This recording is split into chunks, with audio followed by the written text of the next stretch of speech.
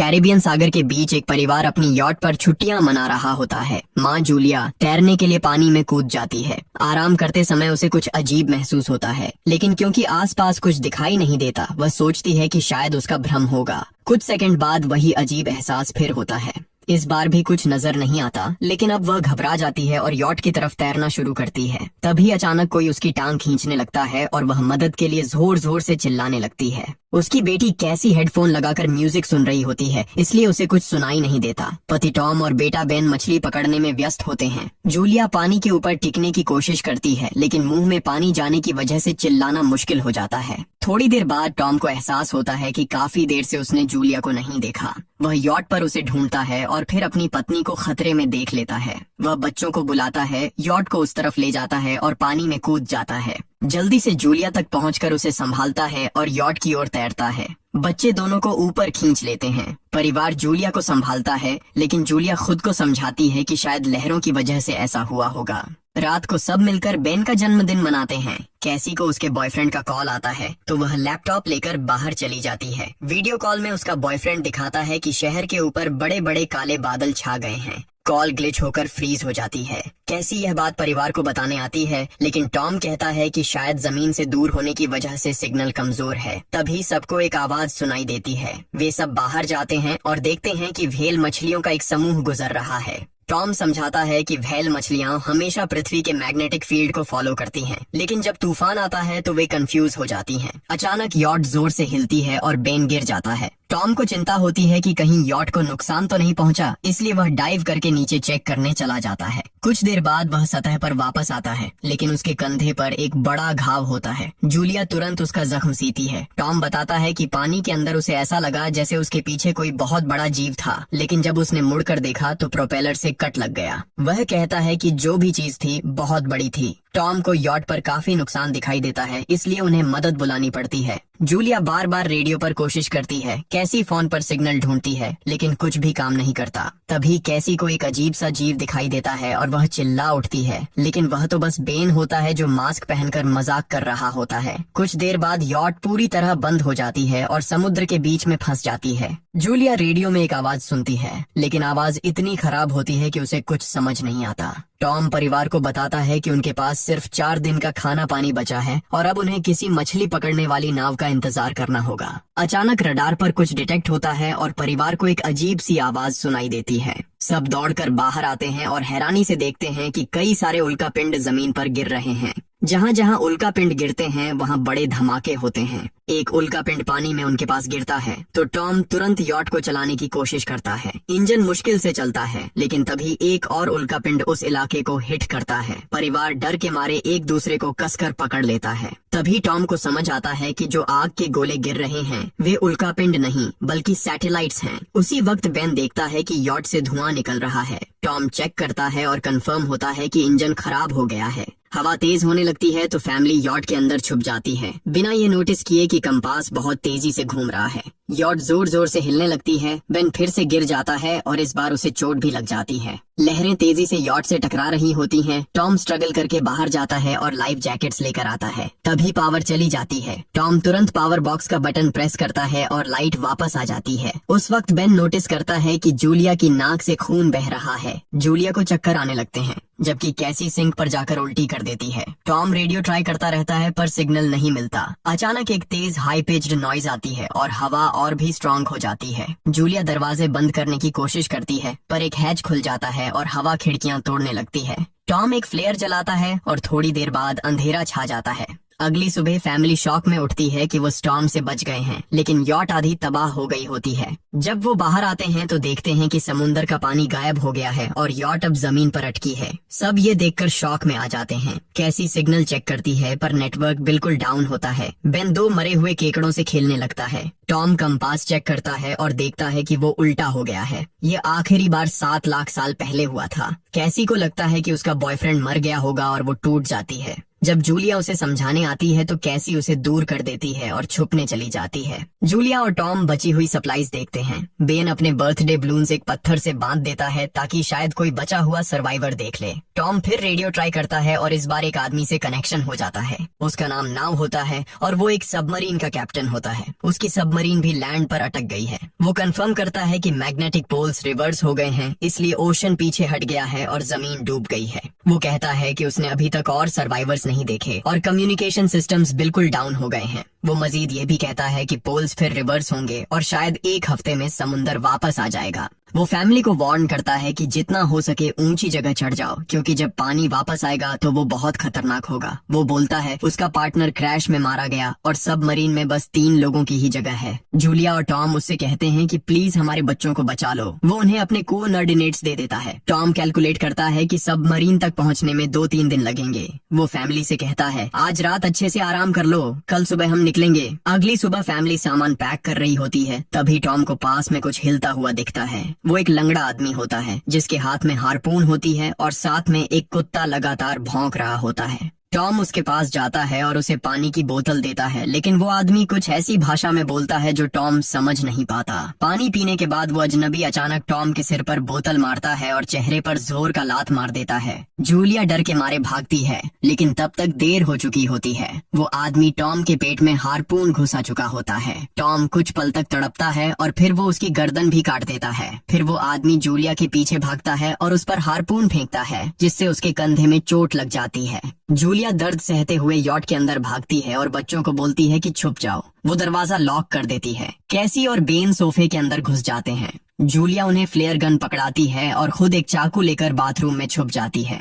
वो आदमी दरवाजे पर जोर जोर से धक्के मारता है और आखिर अंदर घुस ही जाता है। पहले वो थोड़ा खाना उठाता है और फिर यॉट में इधर उधर ढूंढने लगता है, फिर बाथरूम की तरफ जाता है, लेकिन जूलिया समझदारी से एक छोटे छेद से बाहर निकल जाती है। वो आदमी सोचता है कि जूलिया भाग गई, लेकिन जैसे ही वो धीरे से निकलने लगती है, उसका कुत्ता उसे देख लेता है और भौंकने लगता है। कुत्ता उस पर झपटता है तो जूलिया चाकू से उसे मार देती है। कुत्ते की चीख सुनकर वो आदमी बाहर आता है और अपने कुत्ते की लाश देखकर आग बबूला हो जाता है। इस बीच जूलिया यॉट के दूसरे साइड से अंदर जाने की कोशिश करती है। वो ऊपर चढ़कर टूटी हुई खिड़की से अंदर घुसने लगती है, लेकिन वो आदमी पहले ही वहां पहुंच जाता है। वो उसे पकड़कर जोर से मुक्का मारता है, जिससे वो नीचे गिर जाती है। जूलिया फर्नीचर पकड़कर बचने की कोशिश करती है, लेकिन वो आदमी उसे लात मारकर दूर फेंक देता है। फिर वो उसकी कलाई पर पैर रख देता है ताकि वो चाकू छोड़ दे, और फिर उसके बाल पकड़कर उसका चेहरा जमीन पर दे मारता है और सोफे पर फेंककर उसका गला दबाने लगता है। बच्चे ये सब कुछ देख रहे होते हैं। कैसी बाहर निकलकर फ्लेयर गन चलाती है जो सीधा उस आदमी को लगती है। वो जल उठता है और यॉट में आग फैलने लगती है। बच्चे तुरंत भाग जाते हैं, लेकिन जूलिया वापस आती है। वो उसे एक किक मारकर गिराती है, मैप और बैग उठाती है और वहाँ से भाग जाती है। बेन और कैसी अपने पापा के पास जाकर रोने लगते हैं। जूलिया भी उनके साथ बैठ जाती है और तीनों मिलकर आंसुओं के साथ टॉम को आखिरी अलविदा कहते हैं। तभी वो डरावना आदमी फिर यॉट से बाहर निकल आता है तो फैमिली फिर से भागने लगती है। कुछ ही देर में यॉट एक बड़े धमाके के साथ उड़ जाती है। थोड़ी दूर चलने के बाद वो लोग एक छोटे से झरने के पास रुकते हैं ताकि थोड़ा आराम कर सकें। कैसी सोचती है कि शायद वो पागल आदमी उनके पास गुब्बारे देखकर आया था। ये सुनकर बेन खुद को कसूरवार मानने लगता है। जूलिया उसे समझाती है कि इसमें उसकी कोई गलती नहीं थी और सबको आगे बढ़ने को कहती है, क्योंकि वो आदमी अभी भी उनके पीछे है। रास्ते में एक छोटे तालाब के पास बेन एक मरी हुई हैमरहेड शार्क देखकर हैरान रह जाता है। तभी जूलिया नोटिस करती है कि वो आदमी फिर उनके करीब पहुंचने वाला है। सब लोग दौड़ पड़ते हैं और एक रेत के टीले से नीचे गिर जाते हैं, जहां उन्हें जहरीला कचरा दिखाई देता है। फैमिली सावधानी से उसे पार करती है और लगता है कि उन्होंने उस आदमी से पीछा छुड़ा लिया है। चलते चलते उन्हें बड़े बड़े मरे हुए सी एनिमल्स और समुंदर के नीचे जमा हुआ सारा प्लास्टिक दिखने लगता है।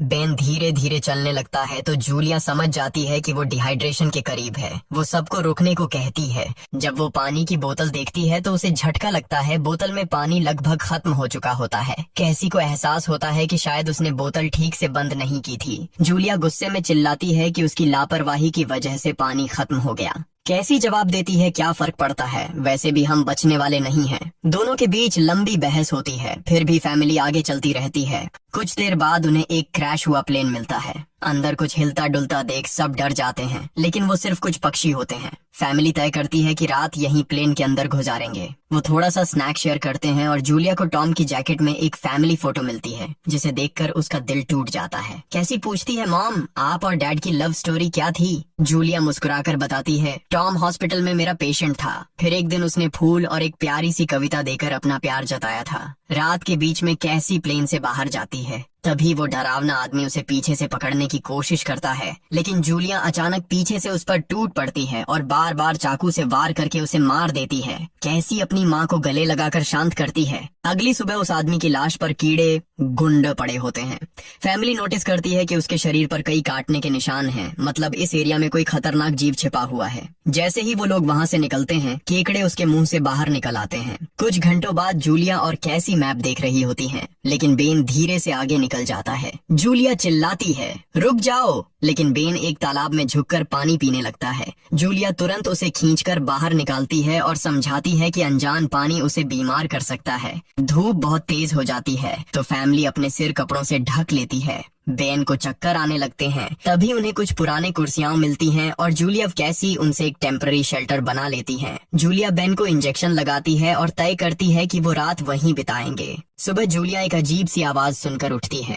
बाहर जाकर देखती है तो क्रैब्स का एक बड़ा झुंड उनकी तरफ आ रहा होता है। वो तुरंत बच्चों को उठाती है और तीनों भागना शुरू कर देते हैं। भागते भागते उन्हें एक बड़ा कार्गो शिप दिखाई देता है। वहाँ 3 क्रू मेंबर्स जिंदा होते हैं। एक औरत उनकी मदद करना चाहती है, लेकिन बाकी 2 आदमी मना कर देते हैं और तीनों फैमिली को बाहर छोड़कर कंटेनर लॉक कर लेते हैं। क्रैब्स पास आ जाते हैं। जूलिया बच्चों को कंटेनर के ऊपर चढ़ाती है। खुद जब चढ़ने लगती है तो क्रैब्स उसके पैर को जोर से काट लेते हैं। बच्चे उसे खींचकर ऊपर चढ़ाते हैं, नहीं तो वो नीचे गिर जाती। कंटेनर के एक छेद से आधे क्रैब्स अंदर घुस जाते हैं। क्रू मेंबर्स फायरिंग शुरू करते हैं, लेकिन क्रैब्स उन पर हावी हो जाते हैं और दोनों को मार डालते हैं। आखिरी आदमी छत के होल तक पहुंचता है, लेकिन क्रैब्स उसे भी नीचे खींच लेते हैं और वो भी मर जाता है।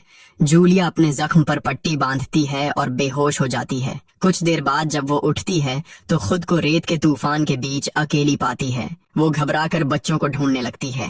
एक मरी हुई औरत का हथियार उठाती है और जोर जोर से चिल्लाती है। कैसी उसकी आवाज सुनकर लौट आती है और बताती है कि वो और बेन मदद ढूंढने गए थे, लेकिन कोई नहीं मिला। फिर दोनों बेन से मिलते हैं, जिसे एक खुला कंटेनर मिलता है जहां वो तूफान खत्म होने तक रुक सकते हैं। जूलिया टॉम का लाइटर निकालती है और अपने जख्म को जलाकर बंद करती है, जो बेहद दर्दनाक होता है। तूफान थमने के बाद उन्हें एक और कंटेनर मिलता है जिसमें बहुत सारी पानी की बोतलें होती हैं। बॉडीज चेक करते वक्त उन्हें एक रेडियो और एक गन भी मिलती है। जूलिया नाव से संपर्क करती है और बताती है कि मैप खो गया है। इस पर नाव बताता है कि उन पर आर्थ्रोपॉड्स ने हमला किया था। वो अब इसके जीव हैं, जो ऑक्सीजन की वजह से पूरी तरह पागल हो चुके हैं।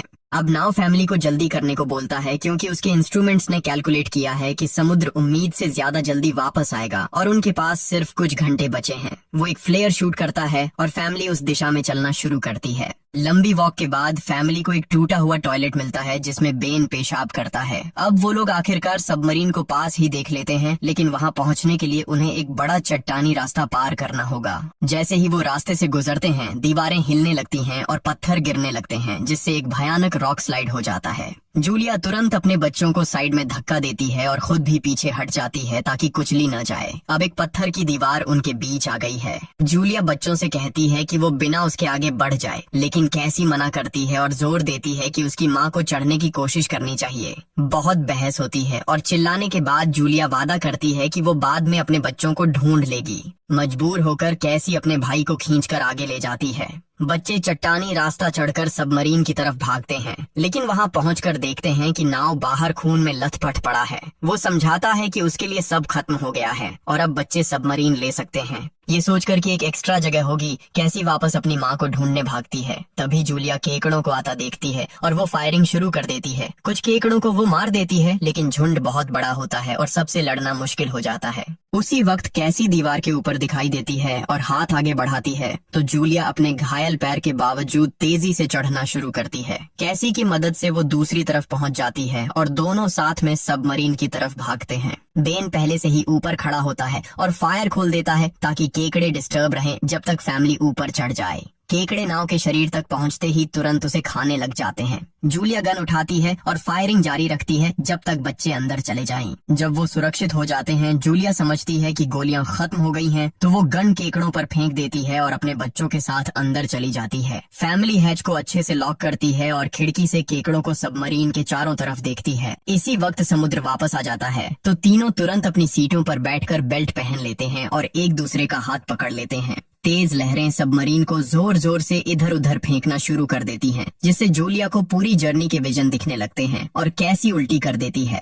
जल्दी ही वो हाई पिच आवाज वापस आती है और फैमिली बेहोश हो जाती है। कुछ देर बाद जूलिया और बच्चे होश में आते हैं और खुद को जिंदा देखकर खुश होते हैं। वो हैच अनलॉक करके बाहर निकलते हैं और देखते हैं कि लहरों ने सबमरीन को एक तबाह शहर में गिरा दिया है। यानी अब जिंदा रहने और नया जीवन शुरू करने की उम्मीद है। और यहीं पर फिल्म खत्म होती है। चैनल को सब्सक्राइब करना न भूलें और बेल आइकन जरूर दबाएं ताकि आपको ऐसे ही मजेदार वीडियो मिलते रहें। देखने के लिए धन्यवाद।